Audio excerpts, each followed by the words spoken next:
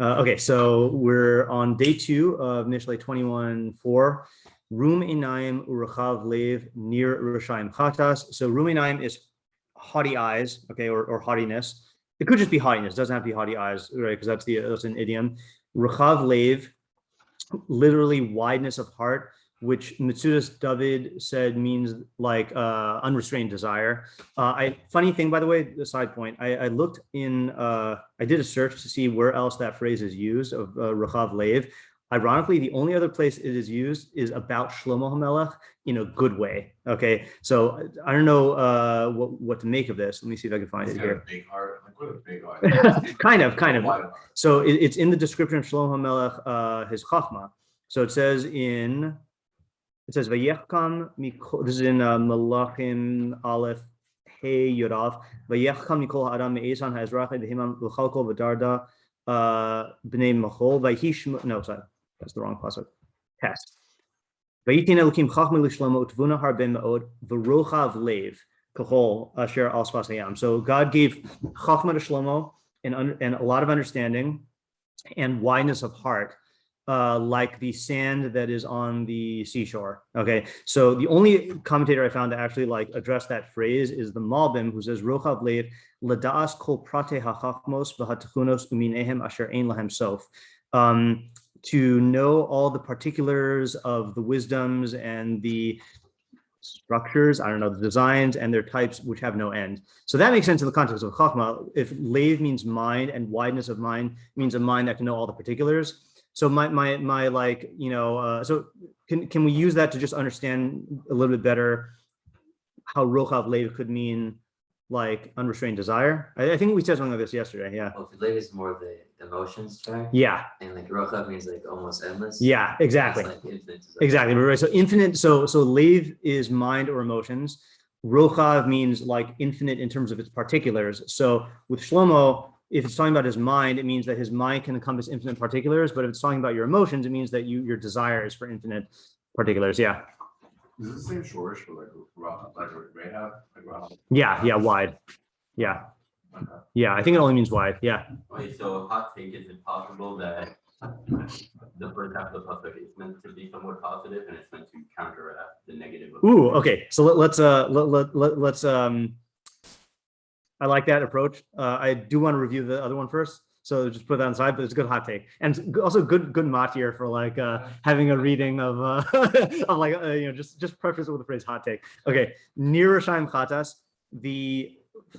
So near is literally a furrow, which is what you dig in the ground in preparation for planting. We said that the best English word, and then it means it's an idiom for thinking. Okay.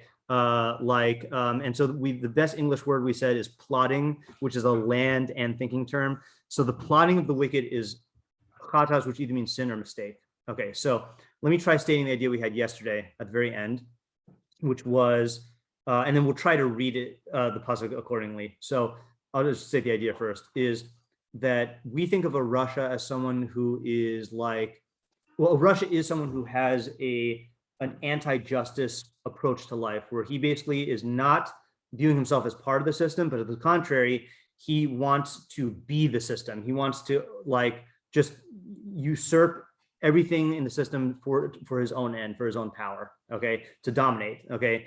So it's very easy to look at yourself and be like, oh, I'm not like gonna become a Russia, like I'm not interested in that. But what this is saying is that if you have haughtiness or unrestrained desire, that is like the furrows from which wickedness sprouts. Okay, and we gave examples of this. Well, the haughtiness is easy to understand because the Russia is someone who wants to dominate and be on top of everything. But the width of desire, we came up with an example after Shir that I think is good, is if you take an extreme example of pleasure seeking. So the example I came up with is meth, right? Is people who are addicted to meth. So they initially get into it for whatever their desire is to get into meth, but meth is one of the most addictive drugs, and what they end up doing is they will end up stealing and killing and like causing destruction in order to sustain their pleasure habit. You know, now you could look at that and be like, well, that's like an extreme case. But then we gave other examples yesterday of like in the realm of the sexual, people will go into it for pleasure, but then end up like committing rape, or when it comes to possession of objects, people will just want, things for themselves, but they end up like getting involved in crime, So these things that start off like just as pleasure seeking can become full-fledged wickedness if they're allowed to grow, and same thing with haughtiness. Now, yeah, Mati. Oh, that's a good example, right? Yeah, that is a good example, right? That started off allegedly as just, it's just I want Helen, and then war for X number of years. Yeah. So I just want to read two meforshim that I think are taking this approach. I'm going to do the simpler one first, actually. The Radak was very, very straightforward. Okay, so I tell me if you think I'm projecting this idea into the Radak or if this is what he's saying. Rume 9, Haga'ava, this is not in your packet. Haughtiness, Verochav Halev, and width of heart, which he doesn't explain, I don't think. Oh yeah, he does. Maybe, I don't know. Haim near Harashayim, they are the furrows of the Rashayim. Kihim Siba Lasos Hachatayim, they are the cause of doing sins. Do you mind sharing it? Oh, am I not sharing it? I'm not sharing it? I'm sharing the whole screen. Okay, let me try it again. Now? Isaac? Oh, I'm seeing the Radak. Was that what you're reading? Yeah, the Radak.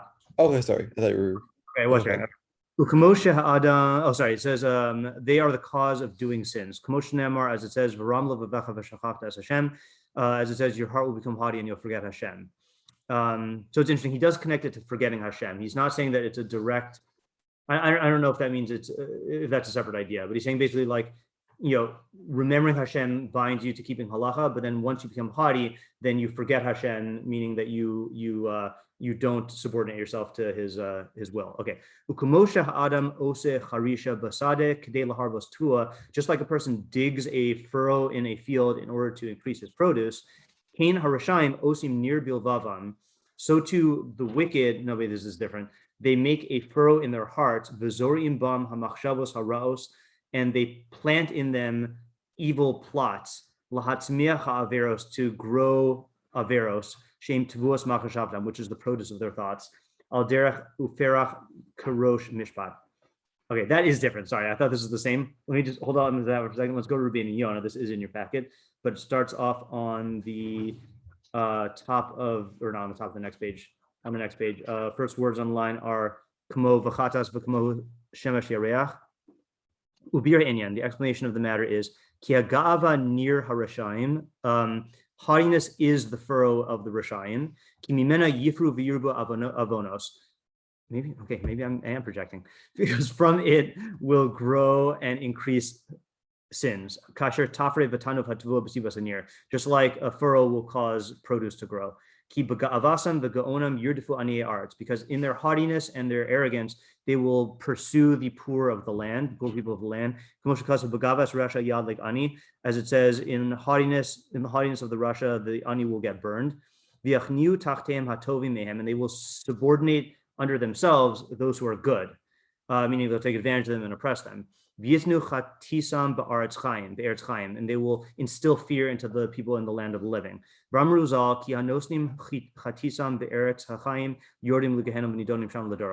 It says people who basically like use intimidation tactics will go to the Gehenna and be judged there for generations.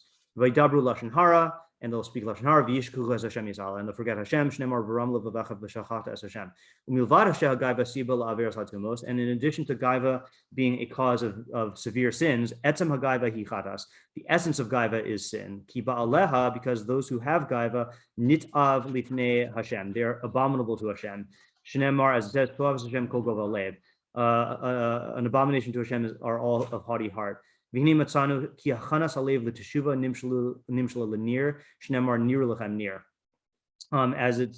you'll find that preparing the heart for teshuva is compared to digging a furrow, as it says, dig for yourself a furrow. Okay, but you notice one thing that's missing from Rabbinu Yonah. Rochav Lev, right? So he must be interpreting Rochav Lev as just another synonym for haughtiness. He holds that the whole pasuk is about haughtiness. So I guess I was wrong. I guess this is not really our idea, but I still like our idea. Yeah. Okay. So any questions on that idea? What is furrows? Furrow is, you mean, what's the definition of furrow, or how are we interpreting it in the pasuk? Or both? That's the definition. The definition is when you have a field. So if you just like put seeds on the field, it's not going to do much. But if you dig stuff up and then bury the seeds and then plant it all nicely, then it'll be a better crop yield. Oh, like the tilt. Yeah, tilled part of the soil. Yeah. Okay, so new idea. Who had you had a new idea, right? First, and then we'll try out Ellie's. You said you had what? Yeah, sure. So try reading it as, what did you say? You said the first two are good, and it's saying, and the second one is bad. Right, I wouldn't know about rooming 9 when we played it. I don't know exactly how to translate like room like a lofty. Yeah. But if we're translating Ralbag that they do in the other Right. as being like positive, Yeah. that could be something that kind of not really plots the wicked, but kind of like big furrows into their. Oh, so like you're talking about in terms of combating them or like stopping them? Yeah. Interesting. Yeah. So how are we going to translate that? So is there a way we could say ruminating is positive? I've never seen that before, but let's just try it out and see what happens. And how do we read it? Ruminating v'rochav leiv. Near. It's a difficult read. It's creative, but it's The difficult. only way you could read it, I guess, is that saying that it's not actually an act, Mhm. it's just because of the, like a thought or feeling, Yeah, it's not put into right. action. And That it's is not true. Completely negative. Yeah, and I did like that observation yesterday when we were doing the translations. You said something like, but these are just mitos, you know. So it is interesting that nowhere here is it really mentioning actions. There's the mitos and then there's the thinking, you know. Yeah, David. If I could also take it as both rooming and or cloud wave, both of those being midot can be used for either the positive or the negative. Rooming I would say someone has like a lot of ambition. Yeah, And that can be used for something that's great. And same thing with also like there's a lot of things you want to take up with your ambition. yeah, Now, if the furrows are, if it's like if you have the what has already been plowed is like to set yourself up for Reshut, then it's going to end up in Chatat. yeah, It could end up for the good if you were to not take what has already been plowed out. And I think both of those are midot that are easier and like they are more, lead one to be more inclined to Chatat, yeah. but not necessarily. Like they could be something that's good. Right. I can show them out. So Yaakov, on Thursday night when we were doing the humility thing, that is where we talked about like that there is a place for some degree of haughtiness.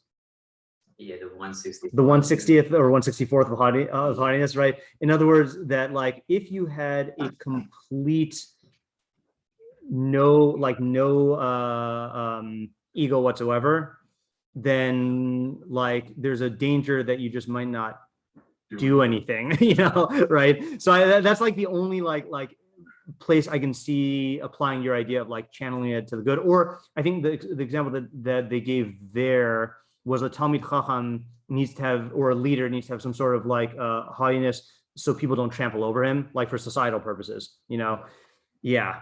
You have to read a ruling iron as haughtiness instead of ambition. I mean, I've only seen it for haughtiness, but you know, like I see where you're getting the ambition thing from. It's like you know, you're like forward looking, you know, or like upward looking, you know. Yeah, motivated, right? Let's just switch gears. Let's put that on hold for a second. Let's switch gears to I wanted to show well everybody to show Sean the triplicate reading, the Nachmias. Okay, look at yeah. What's the different spelling for near?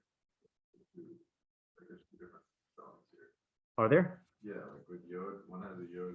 Oh, so that's just a thing called male and chaser spelling, which is that if you have nikudos, then you don't need the yod in the middle because you know that it's supposed to be read as an E. But if you have nikudos, if you don't have nikudos, then you need the yod to make. So this one would have nikudos before? It's just whenever you spell it, like same way, like you can spell tefillah, like so. Right, I'm saying even though in this case it doesn't have nikudos here, it's because I guess where you got it from, the other something like the real source. Where are you pointing? I can't see. Oh yeah. Oh, On the mirror. Yeah. So no, yeah, exactly. Yeah. So since that was just taken straight from the pasuk, then I guess the publisher didn't want to add vowels. Yeah. Okay. So let's look at the Nachmias, who starts on Yeah, rum inayim v'rachav lev nir Resham chadas. Rum inayim. So he doesn't translate that, so we assume it just means haughtiness. Okay, because that's just the idiom. Rachav lev lasos mashli b'chafetz. So this is a different definition of rachav lev. This is not like excess taiva. This is unrestrained action of like, I will do whatever I want. Okay. V'chein near Reshayim shehi machshavtam habdome lecharisha. Same thing with the near Reshayim, which is their plotting, which is similar to digging. Kol ele shloshes hadvarim chatas. Each of these three things is sin. Okay, so that's the way that I translated it with adding the vav here. Ruminaim, ruchav lev, nir Reshayim chatas, lofty eyes, wideness of heart, and plotting the wicked, each is a sin. Okay, let's see what he says about it though. Kmo de amrinan or de amru besancheriv, efkot al pri godol levav, melech ashur al tiferes rum enav. Okay, so it basically is bringing in sancheriv as an example of godol levav, greatness of heart, which means like this certain type of like brazen, I'm going to do whatever I want, and then rum enav is haughtiness. Uba uruchav lev kmo de amru. Ruchav lev is like they say. Where does it go? Oh, Nebuchadnezzar, asher hirchiv kishol nafsho. So Nebuchadnezzar is described as having a wide soul. Okay, he definitely was a guy who thought he could do whatever he wanted. David, who Omer, and same thing. David Melech says, "Gova inaim uruchav levav oso leuchal." Haughtiness of eyes and wideness of heart, I cannot abide. I assume that's talking in Hashem's framework. Okay, so he doesn't really explain the pasuk, but can we get an idea though of saying that each of these three things is a sin? Like, what would be the chiddush there? Yeah. I think that these two things are not inherently actions. So like that, like we were observing before, right? Yes. Right. So then, in what sense are they a sin? Well, you might think that the category of sin is limited to actions. Okay. Things that you effectuate in external reality. Yeah. But just the mere presence of this in personality is not on par with sin. Okay. All right. That's a good approach. Yeah, Ellie. Is the plot, just a question, is the plotting of the wicked not self-evident to them already being Reshayim? To the when you say not self-evident to them, meaning to the Reshayim themselves. Yeah. So here's what I think, and I'm only thinking this based on what Yaakov is saying here, is I think it, according to this reading, it's better that if we say that if you have thoughts of Reshayim, like in other words, if a Rasha himself is plotting, I don't think that's a chiddush. Well, maybe it's a chiddush that it's a sin because it's not action, but I think that it would be more elegant if we said that these are all three things that all of us are subject to, like that we can all fall prey to haughtiness, saying I'm gonna do whatever I want, and then like plotting in the matter of Reshayim, but in which case I would say we don't identify it as like plots of the wicked, like for example, like what's an example of thoughts that are like that are wicked, that thoughts that are exactly like the types of thoughts that a Russia has, but an average person has, Wait, thought that a Russia has that an average person doesn't have? It does have, yeah. Like I hate that person. Yeah, like yeah. I don't like Hate is hate really a Russia I thought? want to kill that person. Yeah, but does the average person have that? I do. Yeah. Yeah. I feel like whenever you have, again, the essence of a Russia, according to the approach we've been taking, lust is not really a Russia thing. Lust is really a Seal thing. That's like a hedonism thing, right? So yeah. Well, the pasuk is separating them, right? Because we're saying that the. But I'm saying this. About. Hold on a second. Too many things going on. Sorry. What were you saying, Chizkiyahu? Well, I guess I know they're like saying they're separate here, but is that not where they overlap? Is one aspect of. Well, so I don't see Reshayim as being characterized by their lust. At least in Mishlei, it's not the case. Reshayim are characterized by their oppression of other people and then by their power seeking. And again, and just like the. Yeah, and this is coming from the fact that like literally every Monday last year, we did a pasuk in chapter 10, and chapter 10 was all about Resham and Sadiq. And this is like the essence of the Mishlei Rasha is the person who basically does not recognize that he's part of a system, but instead he wants to create an alternate system to impose on everyone else that ends with his glory and his power, you know? So maybe I'm projecting here. I guess It could be a different definition of Rasha, I you know? guess I've always kind of thought that like it's kind of saying like men only go to war because women are watching, you know, like in other words, that women wouldn't exist in the world, that would be such a saying. Right. That's more of a Mishlaic, fool than a Mishlaic Rasha. Yeah. That's a seal. But hold on just a second. One thought. So I know Sean said something also, but an example of this would be if whenever you relate to another person as not a human being, but just as an instrument, as a stepping stone for your power, you know, or as a stepping stone for your utility, you know, that's a type of thought that like any person can have, but is exactly the way that a Rasha thinks, you know. Yeah, Sean, what were you asking? Yeah, did you read the thing on near? On near in the Nachmias? Yeah. No, the reason why I didn't is because he says yesh meforshim, and that's a different interpretation. Oh, okay. Yeah, we can read it. We'll just read it anyway. The near Resham inyan heyos near David avdi. Wait, who is this near? He's quoting the Ibn Yechia, who we don't have here. I have it at home. Ki hasrara v'hamachus l'Resham chatas mipnei avon hador.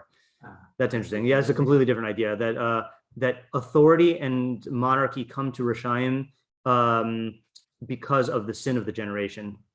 Yeah, so that's a different approach. Yeah, interesting, but different approach. Yeah, Aaron? Isn't the main, everybody has similar thoughts, whether you're a Russia or a regular guy. Yeah. But the difference is that the Russia acts on those thoughts. Correct. Yeah. So what you were trying to say before was that there's like one particular thought that stood out to you that both a regular person and a Russia have? Well, the way I was seeing it is like this. You could translate thoughts of the Resham as like you have Resham and their thoughts are a sin. Okay. To me, that's not such a chiddush. Right. So what I'm saying is Resham type thoughts that every person has. And the chiddush of the pasuk is wideness of heart, which according to Nachmias means saying I'm going to do whatever I want. And then Rasha thoughts. All three of those are a sin. And the chiddush is that they're a sin even though they're not acted upon. All three of those together? Each of them is a sin. Each of them. Kol achas, each one of them is a sin. Yeah. Yeah. Now, obviously, we have to expand our notion of sin here because it's not an avera in like violation of halacha. You know, there's no halacha of thou shalt not have a feeling of I'll do whatever I want. You know, so we need to like tease out the chiddush a little bit. Yeah, yeah. So it seems like there's a barrier that goes from thought to the action. Like what it takes a certain amount of like force or momentum to turn it into an action, and I would separate that from intention versus intent. Okay. So intent might be in an interesting kind of way. I would equate it to a level of strength of conviction. And Rasha might have more strength and conviction in his intention to the point where the intent is higher than someone who. So in some ways, this is maybe where I can see it in a certain almost positive light. In a certain way, it's almost admirable how much strength this thief has, or this murderer has, like in order to like really, it doesn't just fizzle out at the idea of a thought and really, like, they mentioned threats, you know, we were reading a little bit ago, which is like technically a threat isn't an action yet. Right. But the reason it like impacts people and the reason it's such a problem is because one, you're definitely declaring something to other people you're kind of making real, and when they see that look in your eyes and when they like know what kind of person you are, that's enough. They're gonna. Okay, so I think I can support that from the pasuk. Okay, and I think this will be if anyone's worried about the Russian thoughts that they have, this could be some assurance. Okay, is that the Nachmias use the word machshava. Okay, now I realize that the I realize that the pasuk itself doesn't use the word machshava, but the Nachmias says he did say machshava, right? Or am I imagining that? Hold on. He did say that? Yeah. Machashavtam hadoma lacharisha. They're thoughts which are similar to plowing. So first of all, the word machshava means actionable thought. Like that's what the word means. It's not like a fantasy or like a hirhur or like anything like that. It's actionable thought. But even if you didn't believe me, the pasuk describing it as furrows and the Nachmias saying their thoughts which are like digging. I think what that means is this is not an idle thought that just like flits into your mind. It's when you actually, it's thought as preparation for action. That's the muscle of the digging. You know, a farmer who just like says, I would love to plant corn here. That's just an idle thought. But if he actually like starts digging the ground, then even though he hasn't planted yet, he's actually engaging in some preparatory thing. So just to restate what we're saying, the midah of haughtiness, the midah of I can do whatever I want, and then the types of thoughts that you are engaging in that set yourself up for evil action, those are all chatas. Yeah. And maybe the reason why is because maybe all three of them I like that you use the word barrier. Okay. They remove the barrier that ordinarily separates between an idle thought and acting on it. In other words, like, let's take the, okay, well, the third one's the easiest to understand is if you actually plan for stuff and you have a plan in place and you're just waiting for the opportunity. So then there's not, as soon as the opportunity presents itself, you're going to leap into action. Okay. That's one. Second one is most people don't have this feeling of I can just do whatever I want. But if you have that midah, there's not going to be any barrier between the temptation and the action. You're just going to act on your impulsive desire. You know, I'm just going to do whatever I want. Like it's like the kid who on the playground who's young enough that he hasn't learned how to share, you know, and he sees a toy that the other kid's playing with and he just takes it, you know. It's just that like there's just no barrier between the I want this thing, but there's like society that I have to like contend with, you know. And then the haughtiness comes from where you hold yourself in reality, that like I am deserving of this, or I am important enough that this should automatically come to me. All of these three things basically set you up to jump the barrier that ordinarily blocks people from acting. And so Shlomo's calling it a sin because even though it is not a sin, it sets you up to immediately fall into sin. It's as if it's a sin. Yeah. I think that's a good idea. Yeah, it's called in like law, it would be called conspiracy. Like I think conspiracy to do a lot of things, even if you never do the thing. Right. That's a crime itself, right? Exactly. Yeah. Is there also an approach, like I think Resham might have been saying that the mere presence itself is a sin of sorts? Right. So I think that's At least by that. so it's a question, is that the same idea just stated differently, that like God hates this quality, or I think when did we do Toeva recently in Monday night here? I think there we explained it that the quality itself is like antithetical to God's values. That was one of the ideas. So like a human being is a perceiver of reality, right? That's what it means to be a Tzelem Elohim. And haughtiness is a fundamental distortion of your place in reality. So if you have that midah, having it, even if it's not connected to action at all, is something that's hated by God. That's at least how we explained it on two Mondays ago. So that's what I would get from the Rabeinu Yonah, and especially because Rabeinu Yonah is actually quoting a pasuk from earlier in Mishlei that says God hates 6 things and a 7th one is an absolute abomination. And according to many meforshim, the 7th one is the haughtiness itself, and the other 6 are action oriented, and the 7th one is like a midah, you know. So you could interpret the Rabeinu Yonah that God hates it because it lends itself so quickly to action, but it sounds like to me that he's saying like it itself is an imperfection that God hates. Yeah. Okay, so that was good second interpretation. Anyone else have a different one? If not, Ralbag has a different one. Yeah. Oh, you ready for yours? No. Oh, okay. What are the practical implications of this one? The practical implications for this one are, I think a person does view action as a choice, okay? And they, in the back of their mind, have a safeguard against doing actions that are sins because they say like, you know, if the temptation comes, I will choose not to do it, you know? But what this is warning you about is it's saying that if you have either of these 3 qualities, you're not going to be in the stage where you make a choice. You're going to go straight from the situation to the action.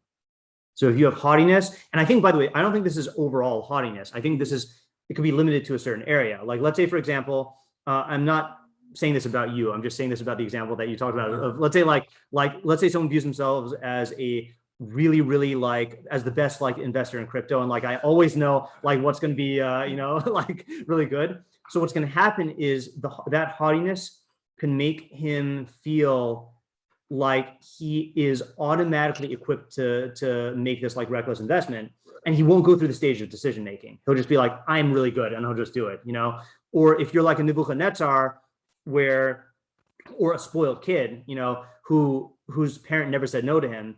So he's not going to go through a stage where he has his desire and then the decision and says, oh, should I do this? Should I not do this? He'll just do it, And then similarly, if you are setting up plots where like you are at the stage where it's ready to be implemented, then what's going to happen is if the situation comes along, you're just going to implement it because you have a plan right there. You're not going to like, that's why, like, for example, a good example of this in Torah itself is lo sachmod, right? You shall not covet.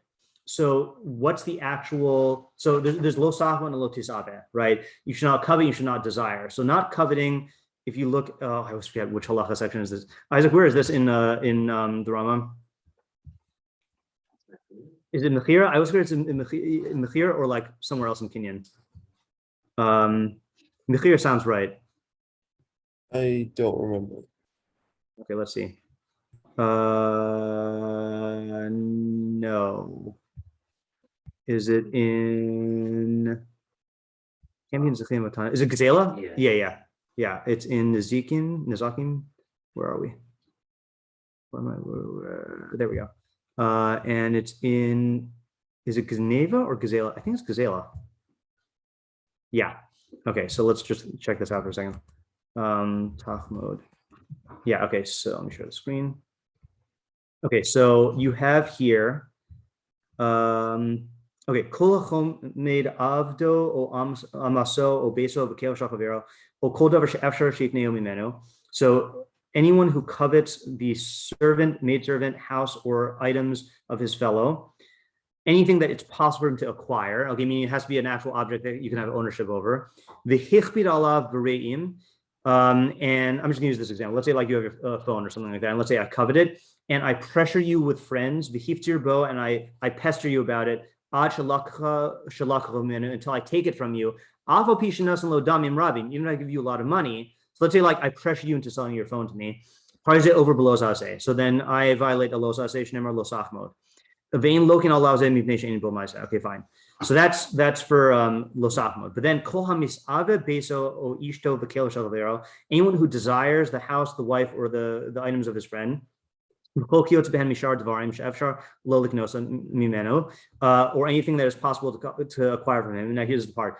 Even shechashav b'libo heach yikne mimeno davar zeh v'nifte libo b'davar.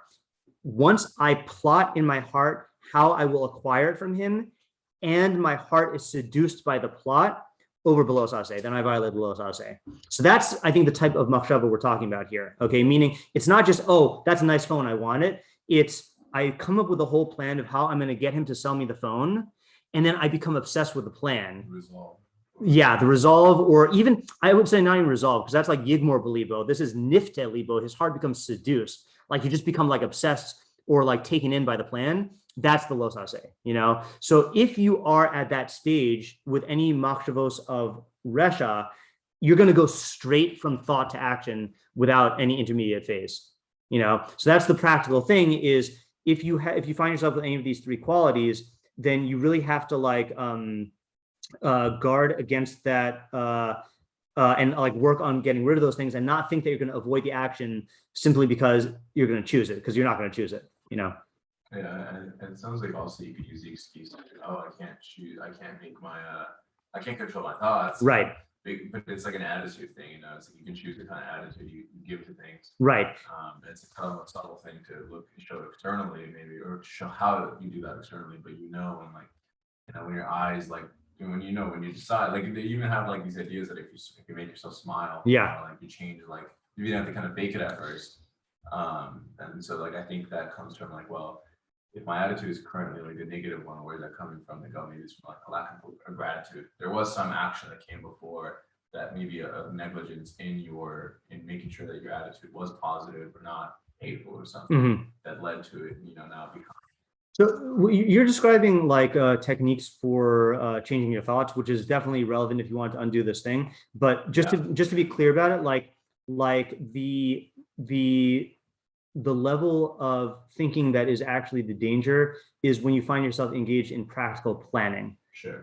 And that is something that you can exert like a much greater degree of control over than like thoughts coming to your head or attitudes coming into your head. Yeah, I guess I'm saying it's more as a way of noticing. Yeah, correct. Yeah. Yeah, exactly. Okay, so Ralbag, you could either look here or it's towards the very back of the packet if you want to look at it inside. It's on the second to the last page of the packet at the bottom left.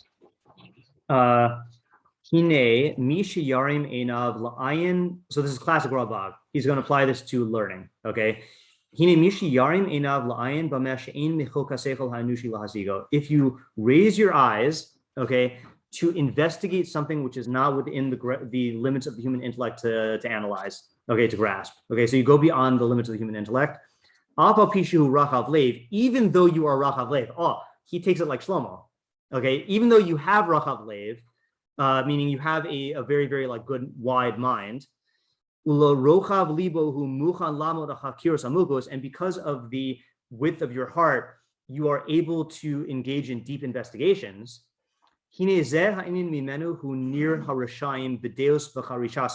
This for you will be the thoughts of the wicked in their ideas and in their thinking. They do not do a pre-investigation, like a prior investigation, to determine what path will lead to the thing that they are inquiring about. And whether they're able to arrive at the truth or not. This is a sin and a deficiency. Lo Yisron v'tosefes, not an advantage or an addition b'malas haseichel, or like a perfection of intellect. K'omro al tischakim yoser lama tishamim, like Kohelet says, don't be too wise. Why should you make yourself desolate? So what he's saying here, so the way he's reading the pasuk first of all is ruminaim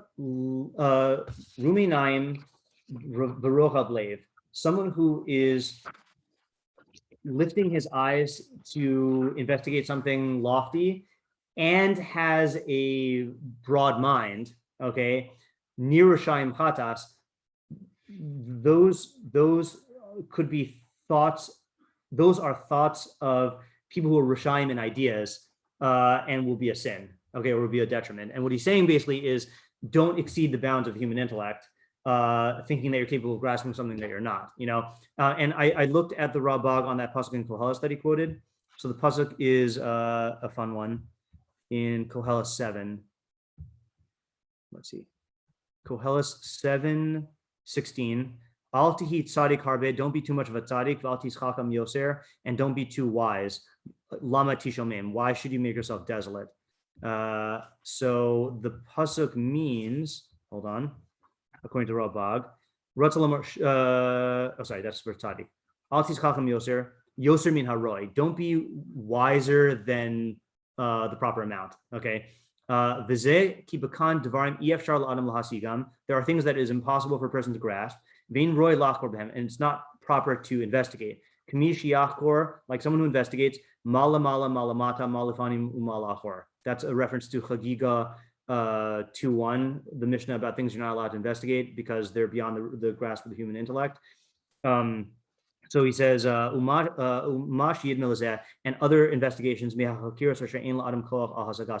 other things like that people don't have the ability to investigate. So where are we going to fall most into this category about? Like, where we about God, right? Exactly. So like investigations about God's essence, or about about like areas of metaphysics of how he creates, how he regulates the universe, hashgacha in certain areas that are beyond our grasp, God's knowledge, So you've got to be very careful to not be too ambitious. He's learning it like ambitious, lifting his eyes, right? He's not learning it. I mean, he is also learning it as haughty, but like, in going into these areas that are beyond your grasp. Yeah. Just a side thought on that too. There is also a lot of damage that will be incurred to others when they hear you, especially if you're one Yeah. of the false, like you know what you're saying. Exactly. And then people assume that this is truth, and then it's not. Yeah, that's a very good point, right? So that's what happened. I mean, the biggest example of this is in a lot of the alleged Kabbalistic writings, right? And I say alleged because if they're not actually real, so then certainly they're damaging to people. But even if they are real, then like the Sefer Ikarim and the Ramban, and others say, you only can understand them if you are an actual qualified recipient of Kabbalah, and then you understand what the actual things are saying. But if you don't, and you just pick it up, you're going to end up exceeding your bound, and those sources which could have been beneficial end up damaging people who are not ready for it. Or that's like the ironic midrash that says all midrashim should be burned. Right? Because they lead you to if you're not on the level to understand, and then they can lead you to like false ideas about God. So. Like that one got written down, right? Yeah.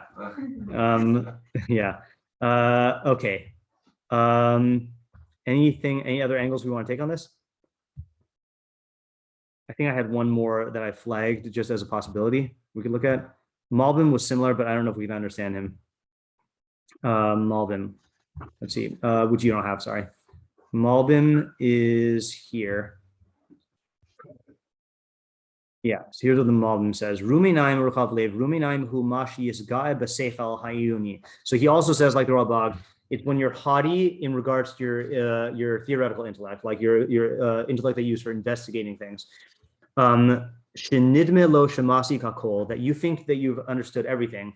Umachli mishpatu b'dvarim shalamala miseichel ha'adam, and you make judgments about that which is above human intellect. Ubamesh achar teva, and in areas of metaphysics. And this will lead you to heresy and to denial of God. So